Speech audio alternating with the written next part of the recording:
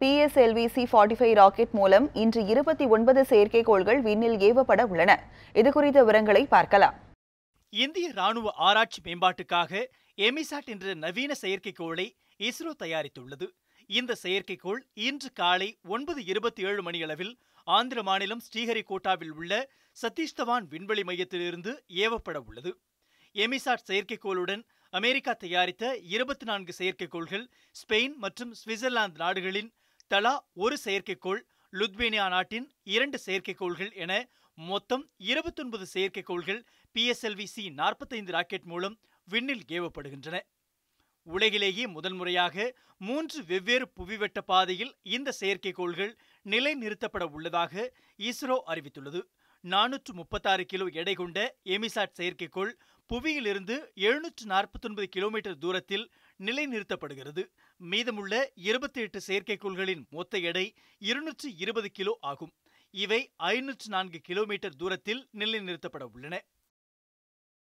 இந்நிலையில் ராக்கெட் விண்ணில் ஏவப்படுவதை 1000 பேர் கண்டுகளிக்க சதீஷ் தவான் விண்வெளி மையத்தில் ஏற்பாடு செய்யப்பட்டுள்ளதாக இஸ்ரோ தலைவர் சிவன் தெரிவித்துள்ளார். சென்னை விமான நிலையத்தில் செய்தியாளர்களிடம் பேசிய அவர், கோடை விடுமுறையை மாணவர்கள் பயனுள்ளதாக கழிக்கும் வகையில் இஸ்ரோ சார்பில் பயிற்சி அளிக்கப்பட உள்ளதாக கூறினார். பெங்களூரு, அகமதாபாத் உள்ளிட்ட 4 இஸ்ரோ மையங்களில் 108 மாணவர்களுக்கு பயிற்சி அளிக்கப்பட உள்ளதாக சிவன் கூறினார். ஒரே ராக்கெட்டில் 3 விதமான ஆர்பிட்டுகள் போகிற மாதிரி உள்ள ஒரு முயற்சியாகும்.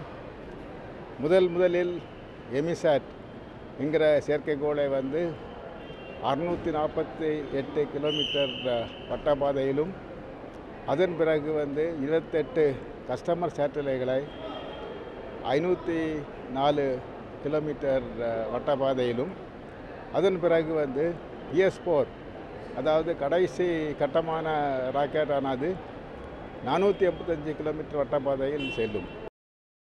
கடந்த ஜனவரி மாதம் 24ஆம் தேதி PSLV-C-44 ராக்கெட் மூலம் மைக்ரோசாஃப்ட் ஆர், கலாம்சாட் ஆகிய 2 செயற்கைக்கோள்கள் வெற்றிகரமாக விண்ணில் நிலைநிறுத்தப்பட்டது குறிப்பிடத்தக்கது.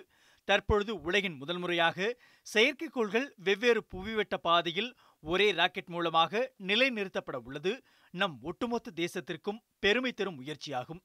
செய்திப்பிரிவு, நியூஸ் 7 தமிழ், சென்னை.